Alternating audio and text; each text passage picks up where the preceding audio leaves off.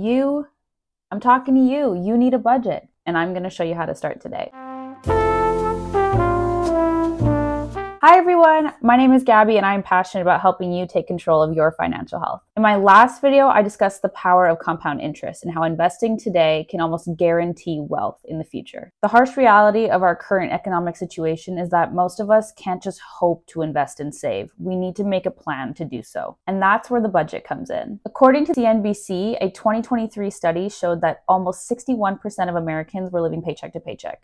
And Canadians weren't much better off at about 47%. And this is not only for low-income earners. A 2022 survey showed that almost 51% of six-figure earners were living paycheck to paycheck. A budget is a roadmap that you create for yourself that helps you save and invest according to your goals and helps you avoid the never-ending cycle of getting paid, paying your bills and your debts, and then having nothing left over. I've created a free budget spreadsheet. It's completely free for you to download. It is in the description box below. Feel free to open that up and follow along while we run through a budget example. So we have a woman named Karen. Don't ask why I decided on that name. Karen makes $25 an hour before tax. And she roughly works about 40 hours a week, but it varies, so we will budget accordingly for somebody who doesn't have secured hours. She has a rent payment of $1,000, a car payment of $250, internet bill of $50, utilities bill of $60, debt on her credit card of $800, and she has $1,500 in emergency savings. Karen's last paycheck was $1,560, and she worked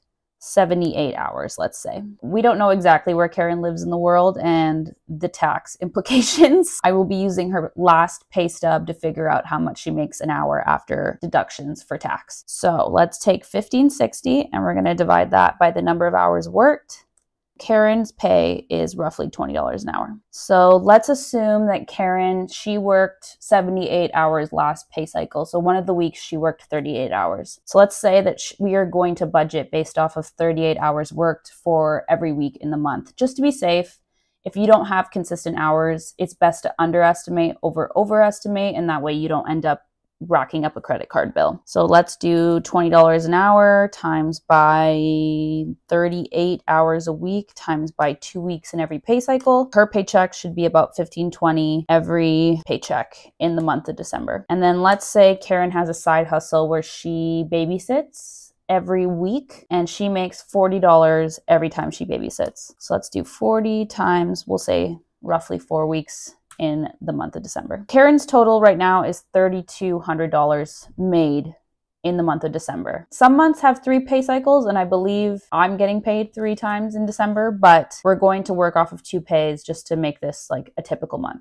As discussed, Karen's rent is $1,000, her bank fees are $10, her internet is $50, her utilities are $75, her car payment is, and car insurance. So make sure that you're not just factoring in a car payment, but you're including insurance as well.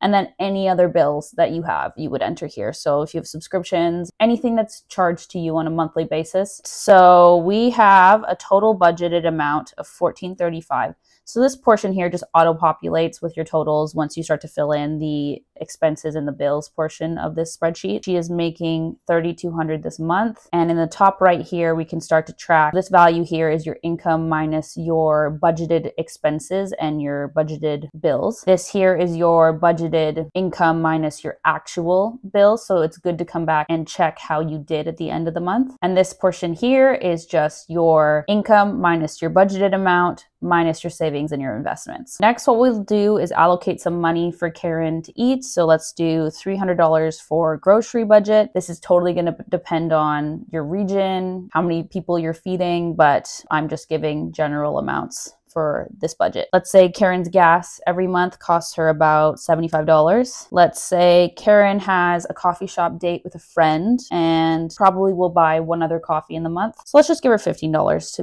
to be safe. Eating out, let's say Karen looks at her calendar and she made a dinner plan with a friend. Let's allocate about $50 for her to eat out at dinner. Home, so this could be buying any home items you may need. I think most people won't need to spend in this category every single month, but it's there if you need it. Shopping, let's say Karen is buying a couple of Christmas gifts for her friends and family. So let's say $200 for gifts. Pet, let's say Karen has a cat. So let's allocate about $65 for food and anything else her cat needs in the month. And donations, I think it's important to always give back, even if it's a really small amount. So let's say Karen gives $10 to her favorite organization. So Karen's expenses or her flexible spending is $715. And as discussed, Karen has $800 sitting on a credit card. Obviously, you want to make sure that you're not putting so much money on your credit card that you're screwing yourself over. But as discussed, Karen has $1,500 sitting in an emergency fund. So go Karen, that's amazing. I'd feel a little bit nervous for Karen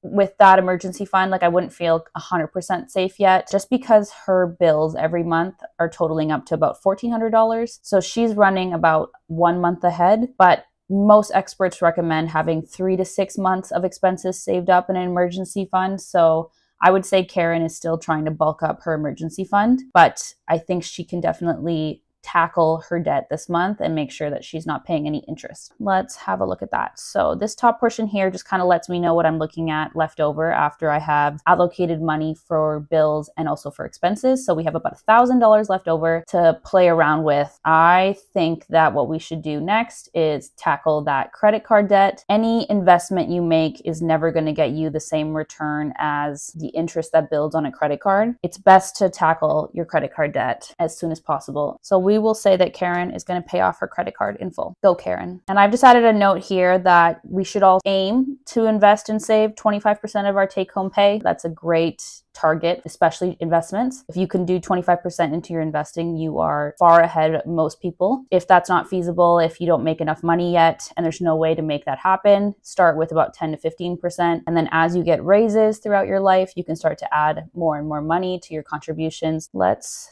have a look at what we have left. Karen has paid off her credit card and she only has $250 left. This is a little bit of a unfortunate situation. Obviously, I would like to see Karen saving and investing more than $250, but it's a great start, especially after tackling off her credit card bills. Because her priority should still be bulking up her emergency fund, I am tempted to just split this down the middle, 50% investing, 50% savings. I'm not terribly concerned with her emergency fund allocations, so let's do a 50% split. So we will do $125 to emergency fund, and we will do $125 to her retirement fund. You can see here after we allocated money for savings and investing, we have $0 in the cell right here. And this is a zero-based budget. So this is what most budgets look like, where at the end you have no money left over. Every single dollar is going somewhere. These can be challenging though if you're not able to follow a budget. So if you struggle with impulsive spending, anything like that, you may want to give yourself a little bit more buffer.